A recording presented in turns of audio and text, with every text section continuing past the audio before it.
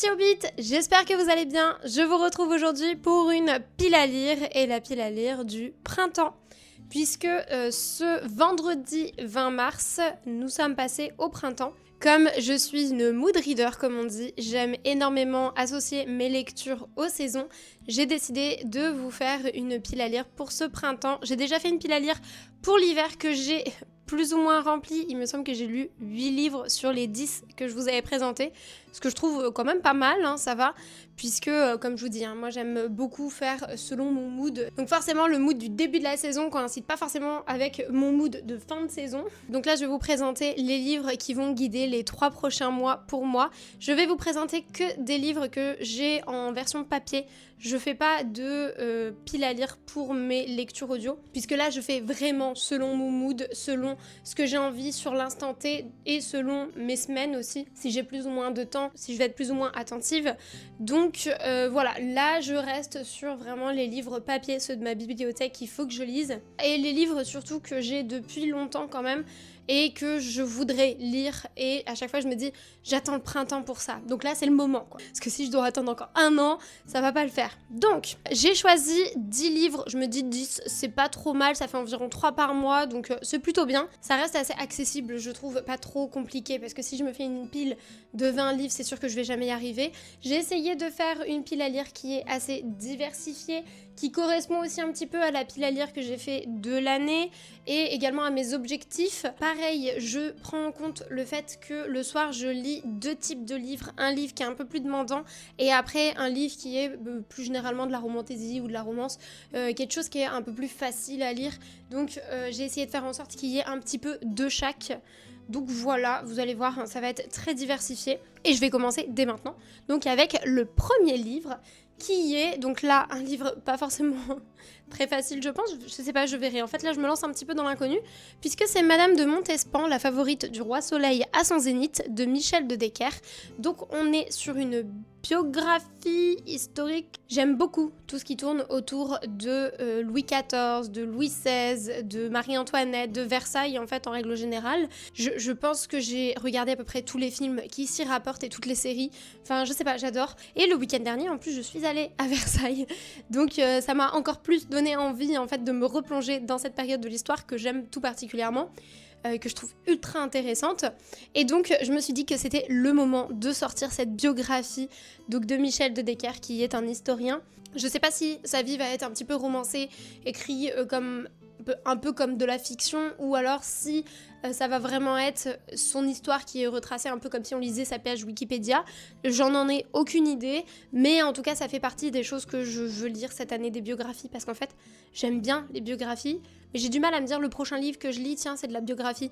Je sais pas comment dire, mais en fait j'en achète, mais à chaque fois au moment de choisir une lecture, je me tourne sur autre chose. Donc c'est le moment, là je le mets dans ma pile à lire, je m'engage, je vais lire ce livre, surtout qu'il est assez court, il est écrit assez gros, je pense que franchement ça peut se lire très facilement, il fait 250 pages, il fait presque 300 pages, donc voilà, ça va se lire très facilement. Voilà, en tout cas j'ai très hâte de me plonger dans ce livre. Bah tiens, je vais les poser là au fur et à mesure. Parfait. Comment dire ? En fait, quand je vois le printemps, quand j'imagine le printemps en termes de lecture, je vois quelque chose qui est très frais, très romance, tout ça. Donc voilà, il me fallait que je mette une romance. Et ma mère, l'année dernière, m'a prêté son livre préféré de tous les temps. Alors, du moins, elle le décrit comme ça. Et donc, c'est Les fiancés du Rhin de Marie-Bernadette Dupuis. Nous sommes sur une romance historique. Ça ne m'étonne pas du tout de ma mère que ce soit son livre préféré, puisque j'ai regardé le synopsis, et donc nous allons y suivre une jeune femme qui s'appelle Noël et qui va tomber amoureuse de Hans, un Allemand, sauf que Noël, elle est française. On est en Alsace, hein, on est près de la frontière allemande, et en fait la guerre va se déclarer. Donc leur romance elle va être un petit peu perturbée par rapport à ça. Alors ils s'étaient fiancés, mais voilà, ça va être un petit peu bouleversé, et on va voir comment est-ce qu'ils vont faire pour que leur amour triomphe de tout ça. Donc on est sur, comme je vous disais, une romance historique, peut-être même un petit drame, je ne sais pas si ça finit bien, je vais pas vous mentir, mais voilà, je me suis dit c'est quand même la période, hein, une petite romance ou drame. Voilà. Mais en tout cas, ça a l'air vraiment très sympa. Je ne connaissais pas du tout, j'en avais pas du tout entendu parler. Là par contre on est sur un bon livre de 600 pages, mais je pense que ça doit bien se lire, ça doit être assez fluide. Mais voilà, je vais le lire pour vraiment voir ce que aime ma mère. Parce que je sais un petit peu les goûts de ma mère quand même, je la connais bien. Mais voilà, j'avais jamais lu son livre préféré, donc je vais le lire. Je crois que j'ai jamais lu de romance historique. Donc j'ai hâte aussi de découvrir ce genre qui sera un peu nouveau pour moi. Ensuite, un livre que j'ai mis dans ma pile à lire de l'année, et c'est Blackwater de Michael McDowell. Et là, le premier tome l'a cru, puisque j'ai en ma possession 4 tomes, même si j'ai pas les 4 successifs. Il me manque le 3, je me demandais pas pourquoi. Il me semble qu'il y en a 6.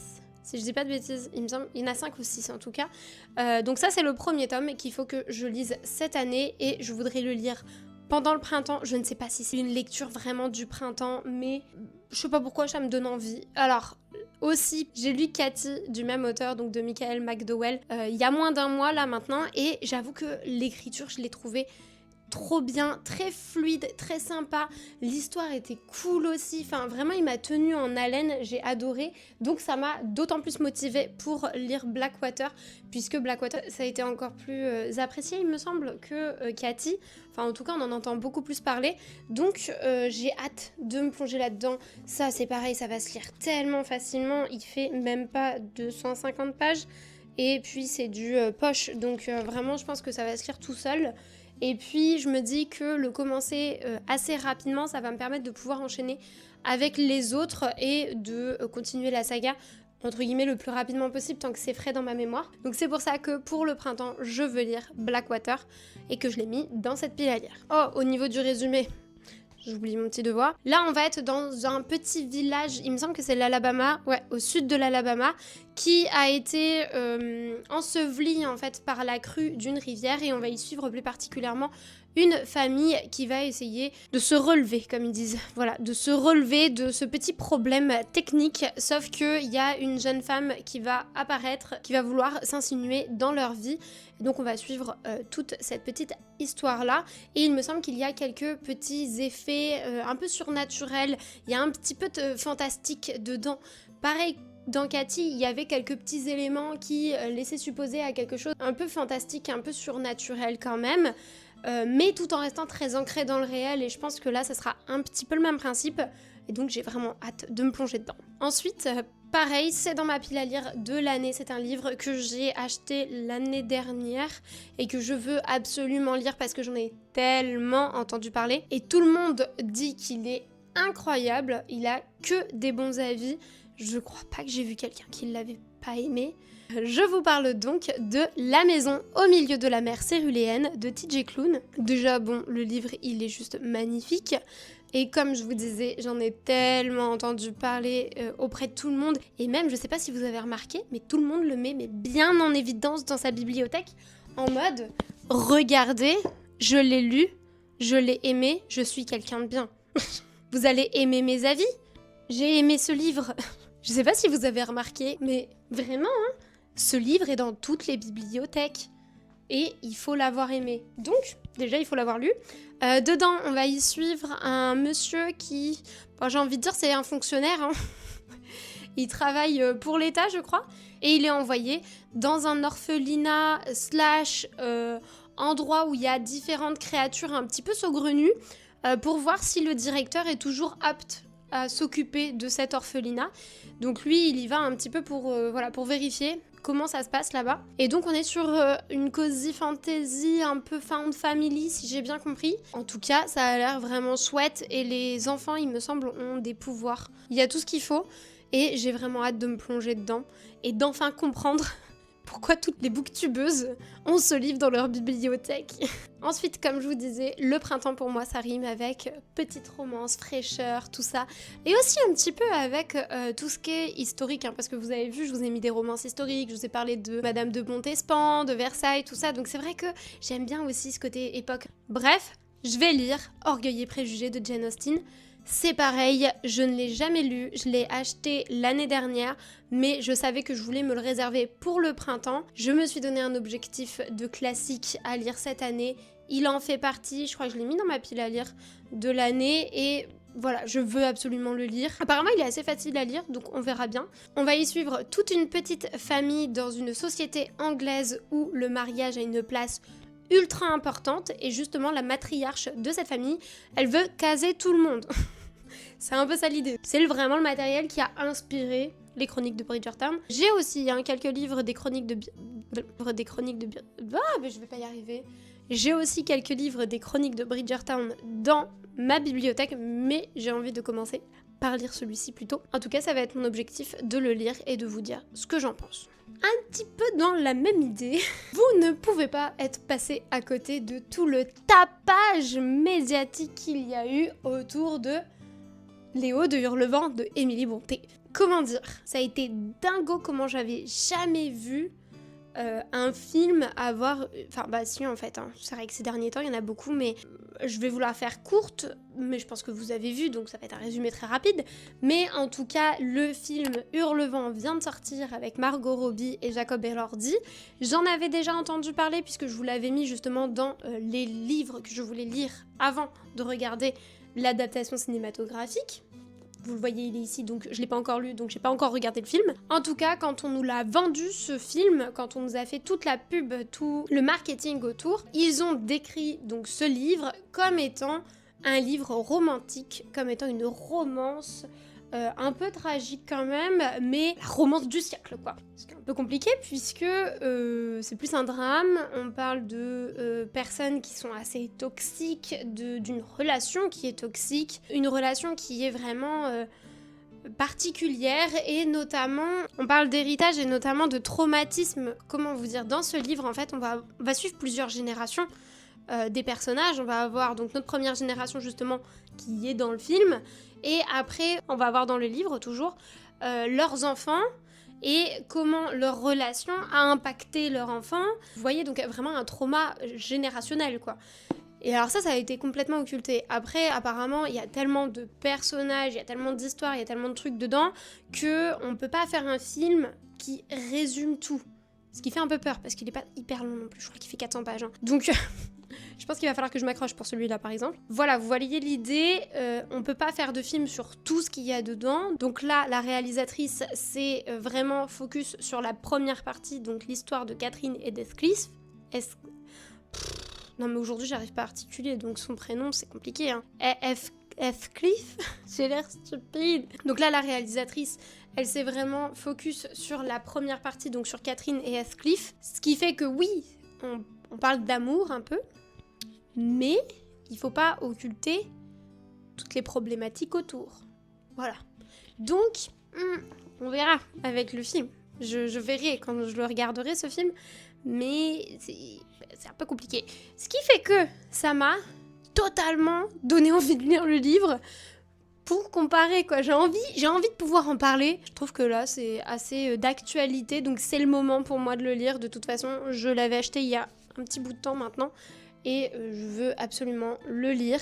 Donc là vous le verrez, c'est une édition inconnue au bataillon, elle date des années 70 je crois, 78. Après, faut prendre en compte que, notamment, il me semble, je crois avoir vu que en fait, le nom Léo de Hurlevent a été déposé par le traducteur parce que c'était tellement compliqué de traduire le titre originel, donc Wuthering Heights, si je le dis bien, que quand il a trouvé Léo de Hurlevent et que tout le monde a dit « Waouh, c'est un super titre », il a déposé ce titre pour être sûr que si un jour c'est retraduit, on peut pas utiliser ce titre. C'est pour ça notamment qu'il y a une nouvelle édition qui a été sortie par, je ne sais plus quelle maison d'édition, je suis une booktubeuse en carton, mais il a été ressorti là il y a pas longtemps, et c'est pas écrit Léo de Hurlevent, c'est juste écrit Hurlevent.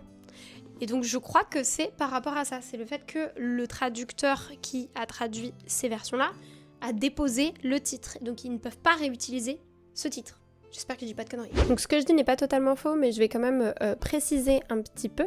Donc Frédéric Delebecq, celui qui a inventé le titre Léo de Hurlevent, lorsqu'il a fait la traduction du livre en 1925, a en effet déposé le nom Léo de Hurlevent, sauf qu'il est mort en 1940 et ce genre de droit d'auteur ne dure que 70 ans après la mort de la personne qui a déposé le droit d'auteur.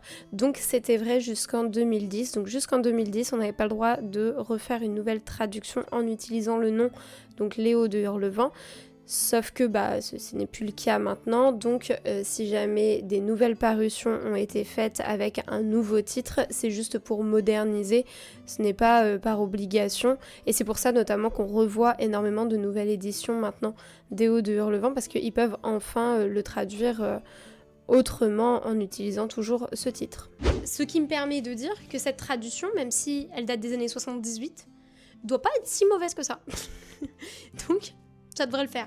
Et celui-là, je l'ai acheté en ressourcerie à 1€, hein, comme j'en ai l'habitude.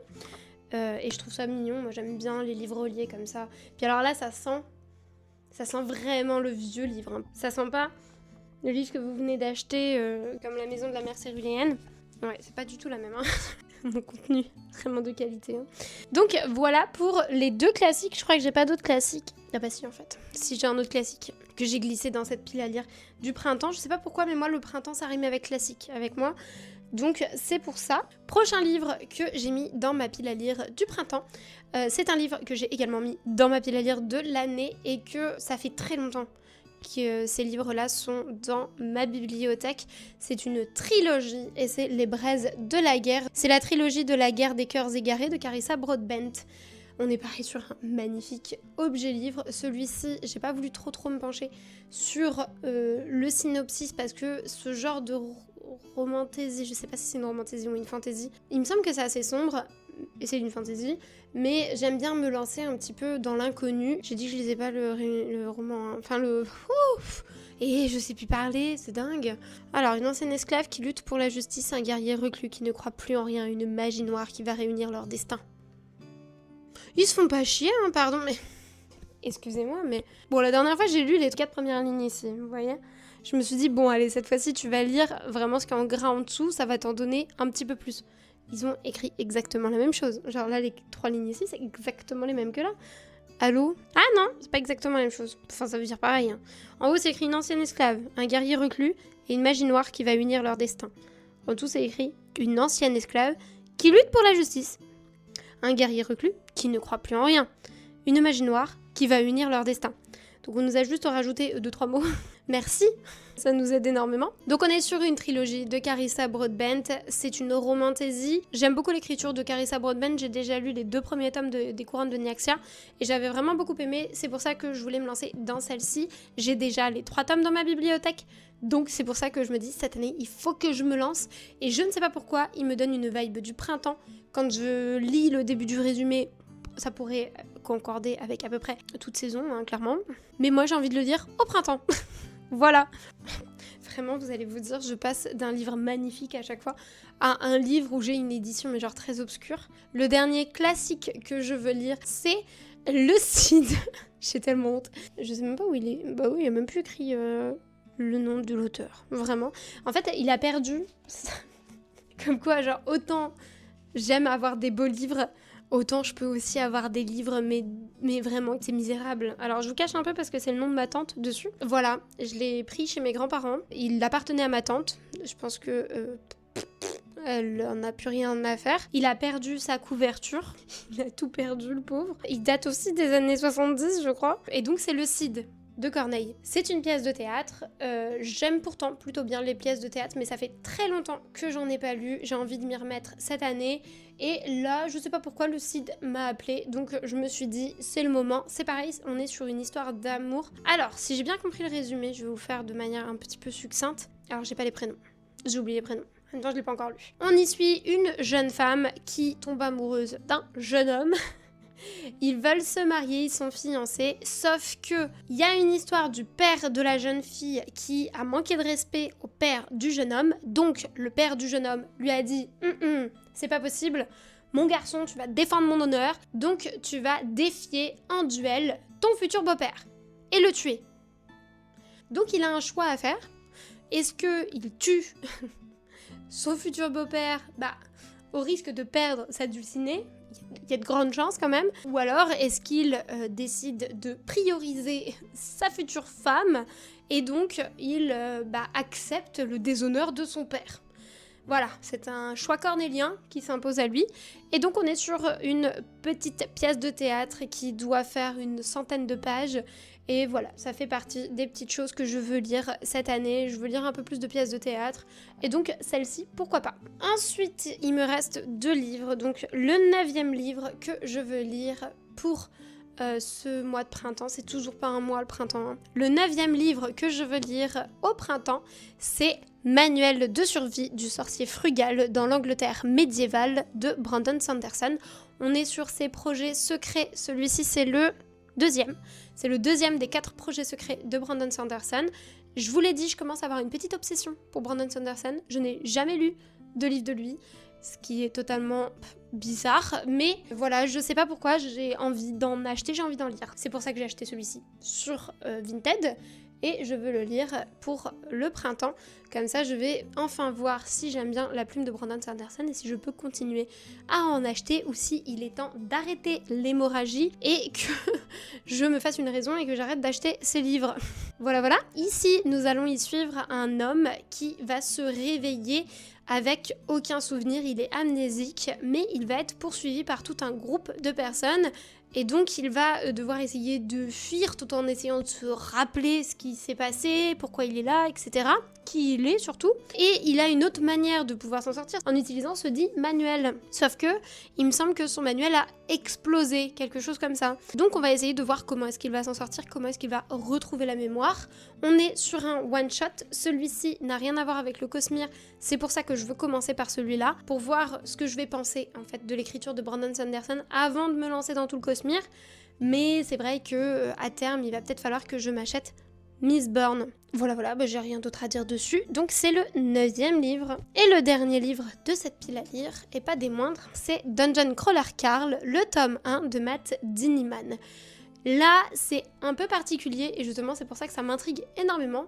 On est sur un livre de RPG, donc en gros, on a nos personnages qui vont évoluer, un peu comme dans un jeu vidéo. Notamment dans cet univers, les personnages sont mis dans un donjon avec différents niveaux, et le but justement c'est d'arriver au prochain niveau avant un certain délai. Ils ont un temps imparti, ils doivent quand même être assez appréciés du public parce qu'il me semble que c'est comme dans un jeu télévisé, quelque chose comme ça, et donc ils doivent avoir une certaine notoriété auprès du public pour pouvoir survivre, en plus de devoir se battre avec tout ce qui va être dans ce donjon. En tout cas, le côté très original du roman et le côté RPG fait que ça m'intrigue énormément, donc c'est pour ça que je veux le lire. J'ai vu que certains disaient que le livre 2 était bien. Je crois que je préfère le lire vraiment en papier plutôt que de me pencher sur les lectures audio parce que j'ai envie d'être vraiment dans l'histoire. Quand je lis un livre audio, je fais tout le temps autre chose en même temps, ce qui fait que je suis un peu moins imprégnée dans l'histoire, je suis moins à fond. Et là, pour quelque chose où on a nos personnages qui évoluent, tout ça, je préfère vraiment le lire, être vraiment dedans. Donc voilà, pour ce dernier livre de cette pile à lire. Et si celui-ci, je l'aime bien, je suis foutue parce que pour l'instant, il me semble que 7 tomes sont sortis en français ou en anglais. Et je crois qu'ils ont prévu une dizaine de tomes. Quelque chose comme ça. Enfin bref, en tout cas, il y en a beaucoup. Donc si j'aime bien, va falloir sortir la carte bleue. Déjà, on va tester et on verra bien. Ça se trouve, je vais pas aimer. J'en ai vu quelques-uns qui n'ont pas aimé. Puisque comme c'est original, je pense que ça plaît ou ça plaît pas. Hein. Et bah c'est tout pour cette vidéo. Je vous ai présenté tous les livres de cette pile à lire du printemps. N'hésitez pas à me dire si vous avez lu ces livres, si vous les avez aimés, ce que vous en avez pensé, ou s'ils vous intéressent et que vous voulez les lire. N'hésitez pas également à liker et à vous abonner, ça aide énormément pour l'algorithme. Et je vous retrouve très prochainement pour une prochaine vidéo. Ciao les hobbits!